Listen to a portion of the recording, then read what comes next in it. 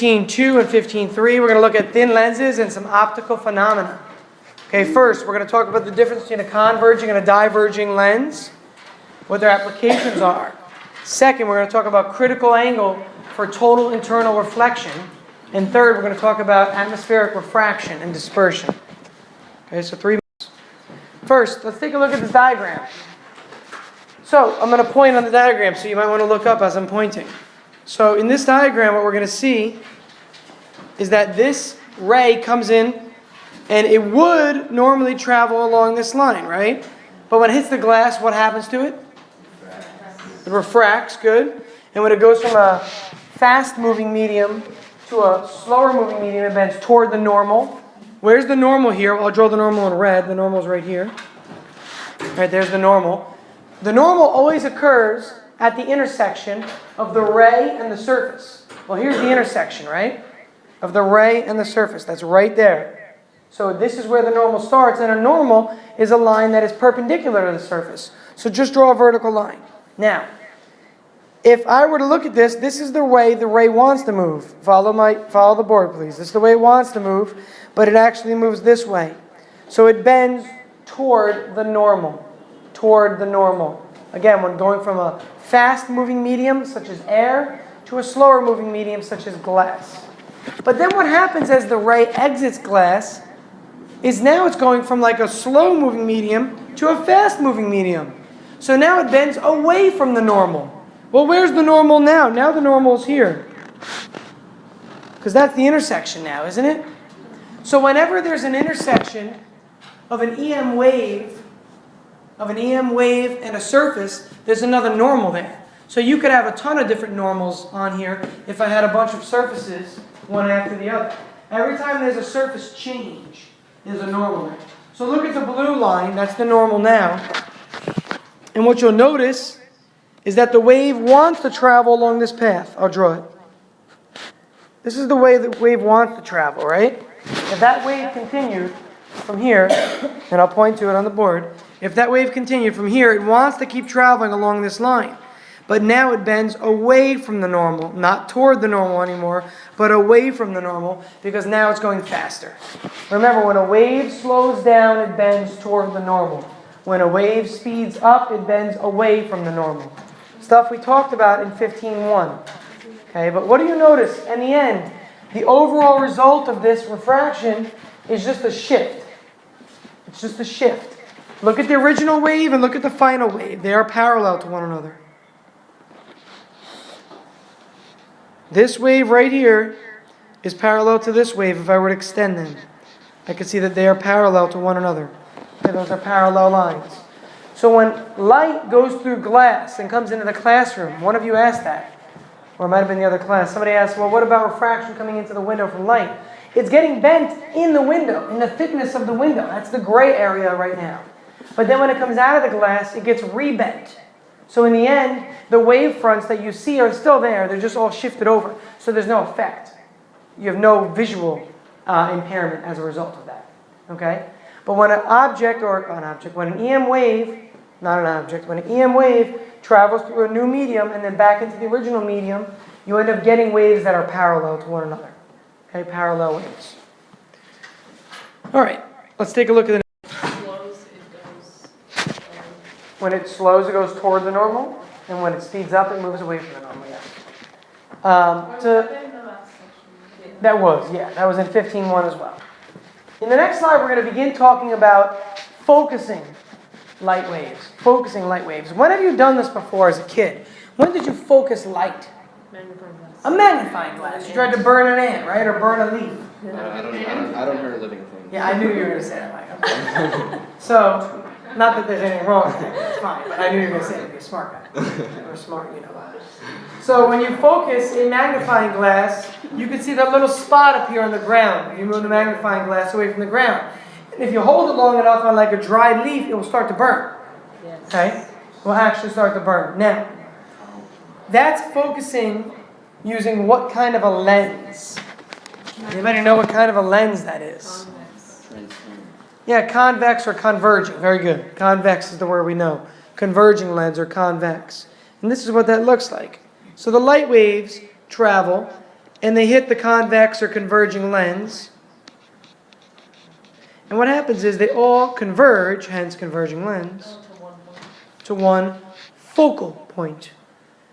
Remember, the term is focusing it. They all converge to a certain point. This is called the focal point. Now, there is some math involved in finding what are called images and virtual images and magnified images, and I'm not going to go into that. I'm not saying it's not something you shouldn't do, though. Okay, if you'd like to, and if you're debating taking the SAT subject test in physics, it is something you might want to just take a look at, like a quick video on YouTube on how to do that. You could also look in your book. Okay, but there's some math behind it. A lot of it is, empirical data. A lot of it's not formulas that you're going to naturally want to memorize, so I don't even go into it. It's also something that, unless you're studying this and specifically looking at it, you're not going to see as many applications of that. Okay. What's the opposite of converging?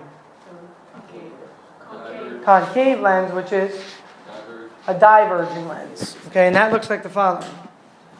Let's draw the following. Hold on. Okay? It's the opposite of the shape. Think about it. The other one is convex. This is concave. The light rays travel. They hit the surface. And what do? Yeah, they diverge.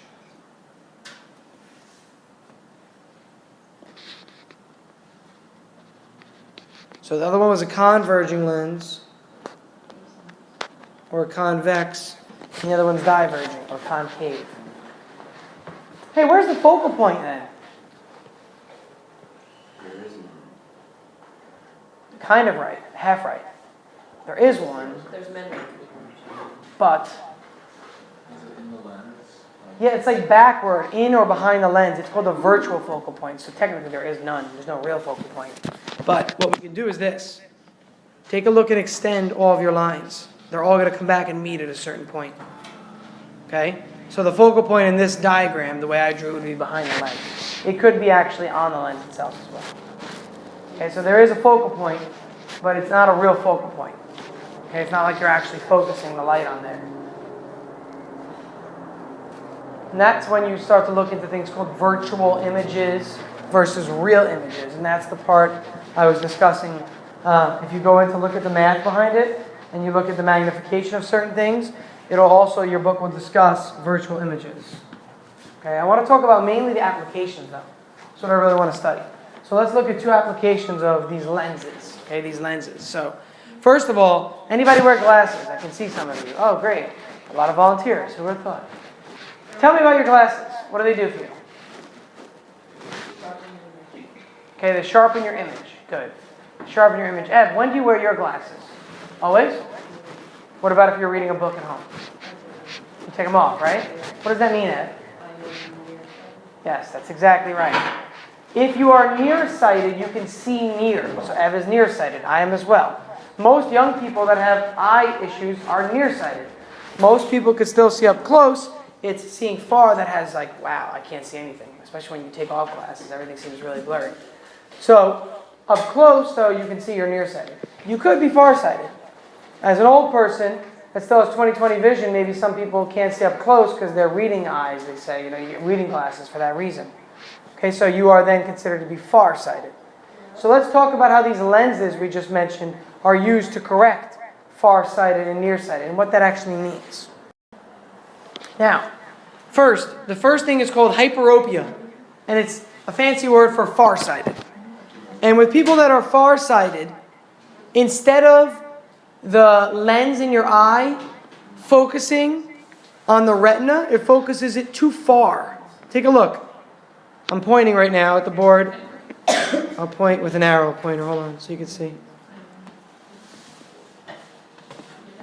Take a look here, please. This is where your lens is currently focusing the light. You want the light to focus on your retina, which is right here, so that the image can be processed. So the way I remember this is that it's focusing it too far, right? Too far. And this is too near for nearsighted. So how do you correct if it's going too far? You put a converging lens so it converges sooner. So you put a converging lens here in the front.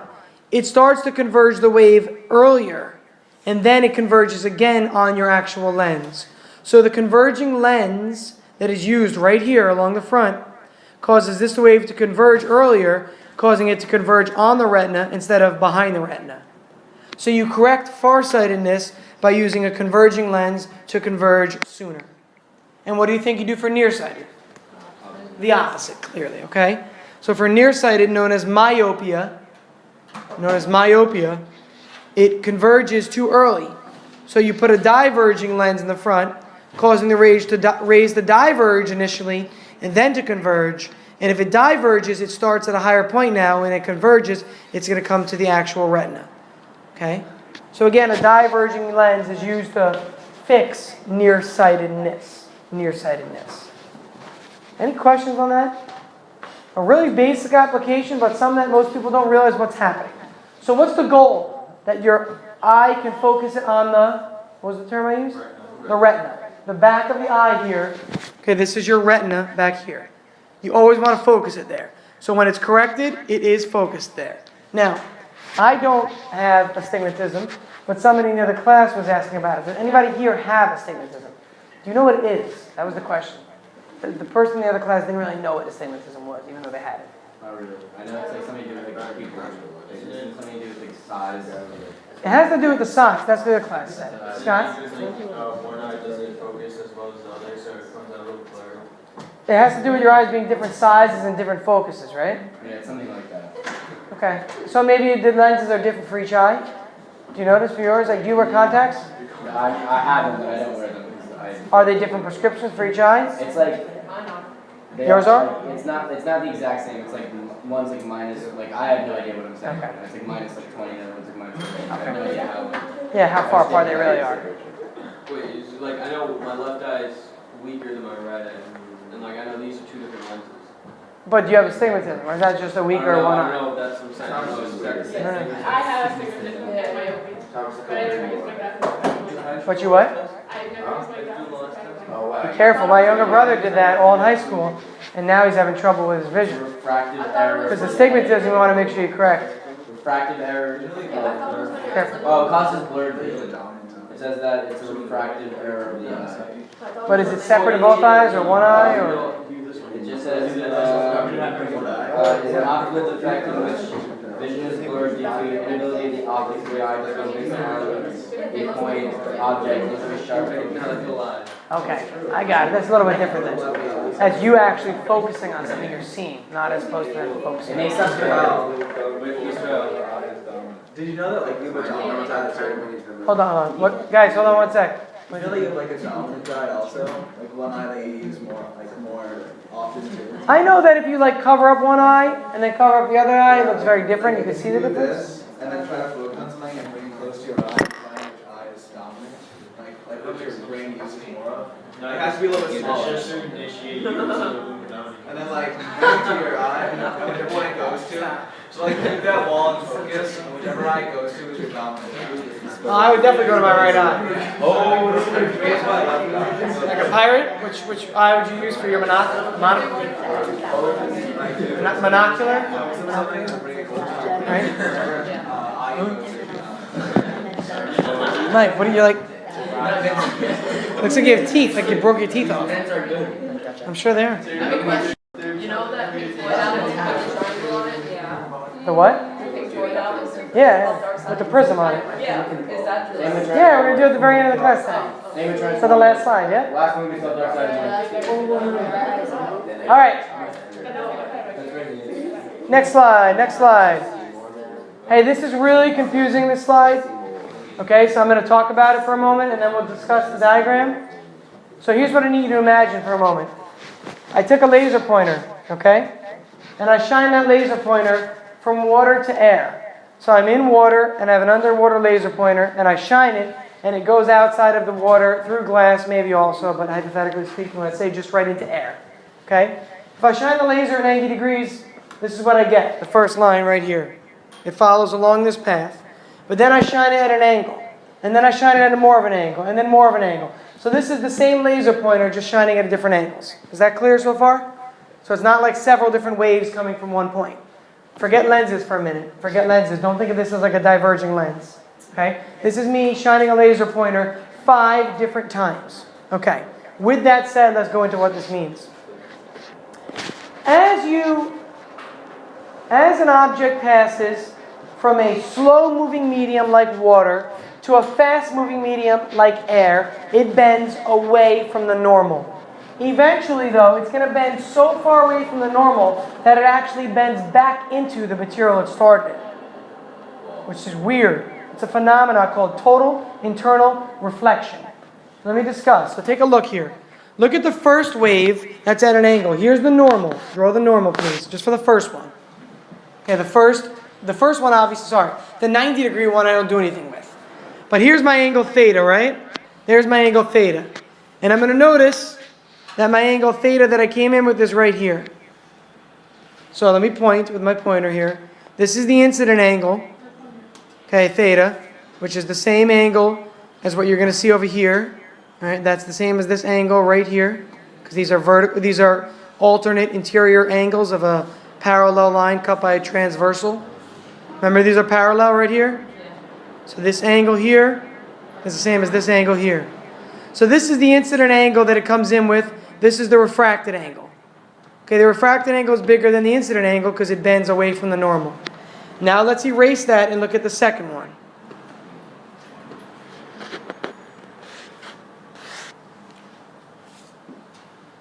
Here's my incident angle right here. Here's the refracted angle. Take a look now. The incident angle is still pretty small. It's a little bit bigger than the other incident angle we had, right? But look how much bigger the refracted angle is. It's much bigger. And notice it's bending more and more away from the normal. Until we get to the point where it becomes what's called a critical angle. And with a critical angle, what we notice is that, here's the angle, or the incident angle right here, right? Here's theta I. Well, the refracted angle is 90 degrees. This is the ray right here. Follow the cursor. There's the ray itself.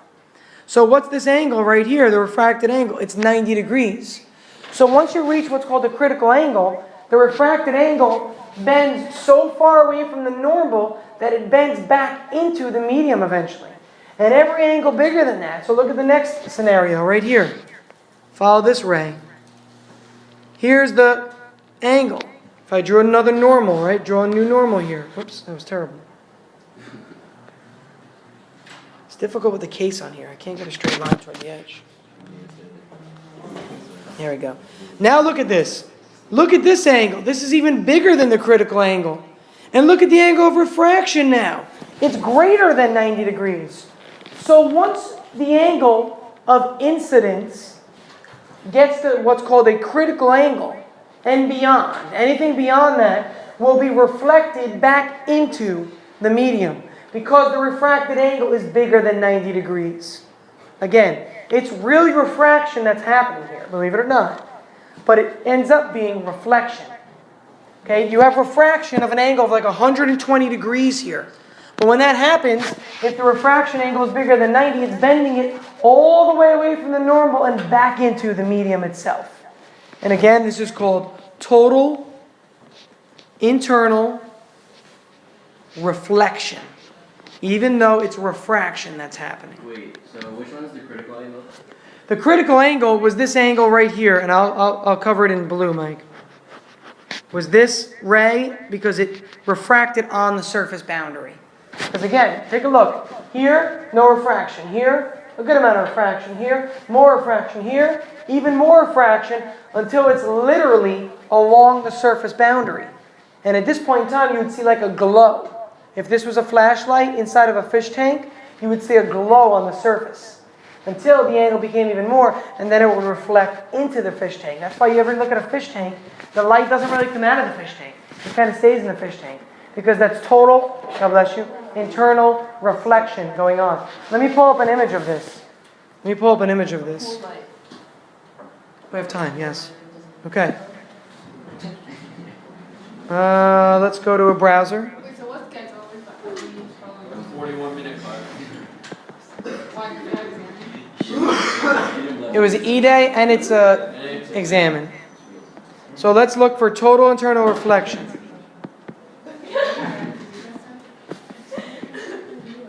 And it's the Wait, first I'm choice. confused. Is the critical angle, is that the refracted angle or the incident angle? Or is it The incident angle. Guys, pause. That's a really good question Mike just asked. The other class confused this. The critical angle is the incident angle. So the incident angle might be like 10. Then the incident angle is 20, and it's still being refracted. Then when the incident angle becomes 30, you notice that it stays inside the medium. That's called the critical angle. Okay, so the incident angle becomes critical. And I'll talk about that in the next slide. So Mike, good point. Let's look at some images of this. There was an image that I saw last year, I remember. A pool light. I did a good idea. That's how fiber optics work, and we're going to talk about that. Fiber optic cables follow this. I wanted to find an actual image of it, though. Here. So this laser is at such a high angle that it's being reflected back into the medium. And what do you notice about the medium? It starts to glow. You see how it's glowing red in the middle here? All the light is being trapped inside of the medium. This is what's happening for a diamond. When the light goes into a diamond, it comes back out. And it turns out that the critical angle for a diamond, we'll figure it out later, we'll do the math, is only like 20 degrees. So any angle bigger than 20 degrees is going to cause sparkling. And most angles are bigger than 20. They're between 20 and 90, or they're between 20 and 0. Well, 7/9 of it is between 20 and 90, right? 2/9 of the angles are between 20 and 0. So there's a lot more probability of the angle being above 20 and below 90 in that range, and thus a diamond has a tendency to sparkle because of the total internal reflection that's going on. You see that like glow, okay? All right, let's go back to the notes. Let's go to the next slide, actually. Oh, shine bright like a diamond, because it should be totally internally reflect like a diamond. Yes. Can somebody make like a music video of that, please, and use totally internally reflect? Can we dress like that? Do that for the project? That would be cool if you include that in the project. If your group can, because you just came up with Dress it. like bad girl Riri. That'd be really cool. That's original. Like, specifically. Although it's not one of the topics, actually. Because the topics are all for mechanics, not E&M. Yeah, that'd be cool. You definitely can do like some sort of song change. All right. So what did we say a moment ago? A moment ago we said this. We said this. The critical angle is one of your incident angles at a certain measurement. And it causes the refracted angle to become 90 degrees or more. Agreed? So let's write Snell's law. Here's Snell's law to start.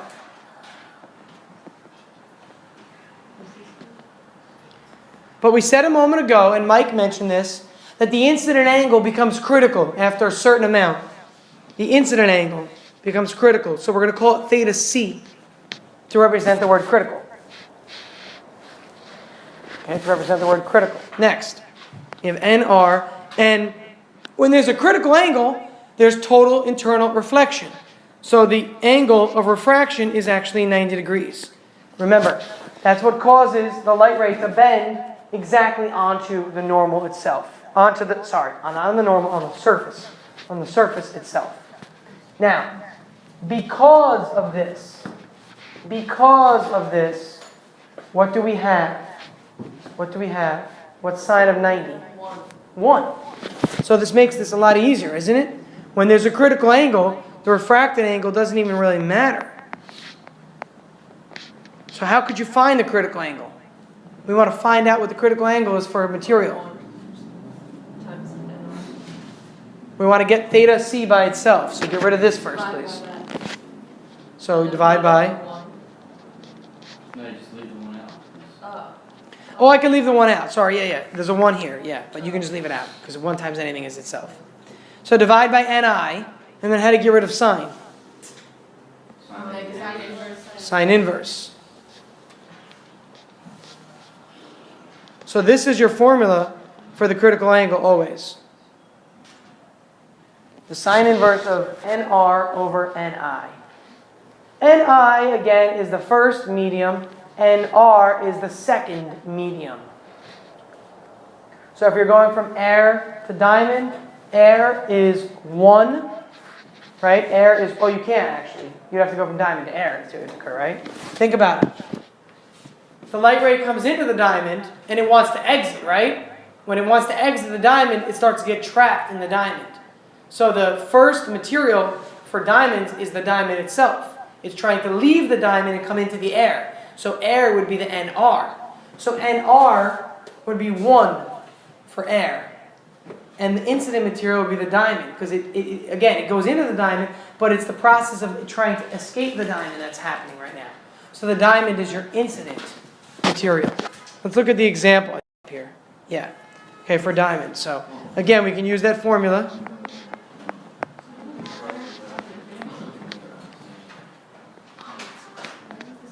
And remember, it's going from diamond. So here's the diamond, right? Fancy diamond and a ring. It's going from the diamond and it's trying to escape into the air. So the diamond is the incident material. The air is the refracted, or attempted to be refracted in material. You could just say the second material. Please make sure you check these numbers on your calculator. Don't assume everybody else around you is getting it right. Put it in degree mode, please. I'll give you about 1.5 minutes to do that. Put it in degree mode, please. Hey. See what you get.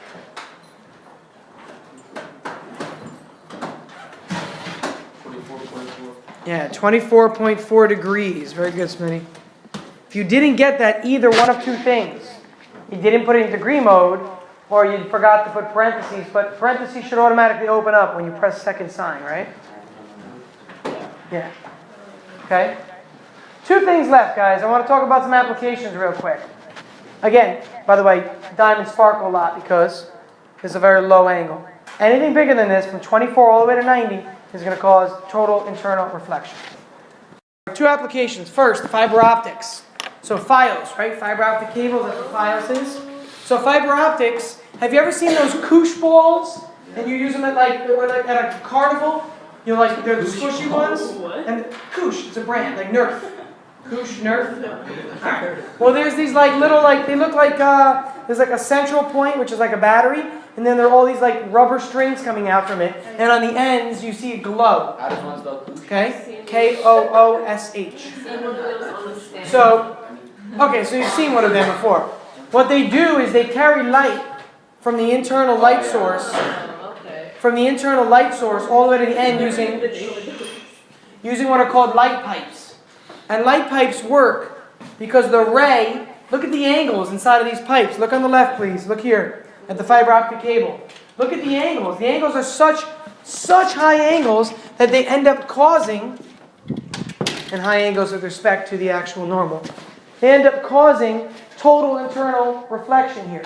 So light can be guided through those cables, or what are called light pipes. It's a little bit more complicated when it comes to carrying data and stuff, okay? But just to simplify for the sake of this, an EM wave would travel the same way, but you'd have total internal reflection. Mike? Nah. All right. Let's look at the last thing.